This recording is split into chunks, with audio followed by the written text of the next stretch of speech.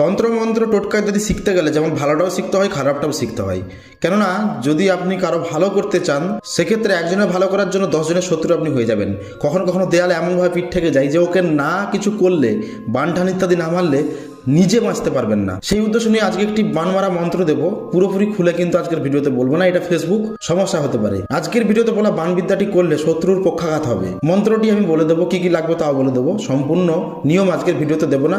যারা যারা হোয়াটসঅ্যাপে মেম্বারশিপ নিয়েছেন, মানে জয়েন হয়েছেন গ্রুপে, তারা, আর যারা যারা ইউটিউবে মেম্বারশিপ নিয়েছেন তারাই সম্পূর্ণ নিয়মটি পাবেন। তো চলুন ভিডিও শুরু করা যাক। আজকের ভিডিওতে বলা বান মারা বিদ্যাটি করতে গেলে এঁড়ে বা ষাঁড়, এঁড়ে গরু বা ষাঁড়ের গোবর আপনাকে লুফে নিতে হবে, মাটিতে পড়ার আগে হাতে ধরে নিতে হবে, কলা পাতা জড়িয়ে শূন্য কোথাও রাখতে হবে। এইবার অপেক্ষা করতে হবে শনিবার কবে আসছে সামনাসামনি। সেই শনিবার দিনে আপনাকে ওই গোবর দিয়ে একটি ক্রিয়া করতে হবে। মন্ত্রটি দেখে নিন। মন্ত্রটি হচ্ছে: অলোক রাতের পলকপাত, একটি পদ একটি হাত, আঁচুর পাঁচুর খা, তুলে ধরতে গলে পড়ে অর্ধাঙ্গ গা, উমুক্তই উচ্ছন্নে যা কারাগায়, রাঙাহাড়ি বিষয়চণ্ডী রাজ্ঞায়। মন্ত্রটি আমি আরেকবার বলছি: অলোক রাতের পলকপাত, একটি পদ একটি হাত, আঁচুর পাঁচুর খা, তুলে ধরতে গলে পড়ে অর্ধাঙ্গ গা, উমুক্তই উচ্ছন্নে যা কারাগায়, রাঙাহাড়ি বিষয়চণ্ডী রাজ্ঞায়। মন্ত্রটা পড়ে বুঝে গেছেন এটা কিসের বান মন্ত্র। সম্পূর্ণ নিয়ম জানতে হোয়াটসঅ্যাপ গ্রুপ জয়েন করুন অথবা ইউটিউবে মেম্বারশিপ নিন।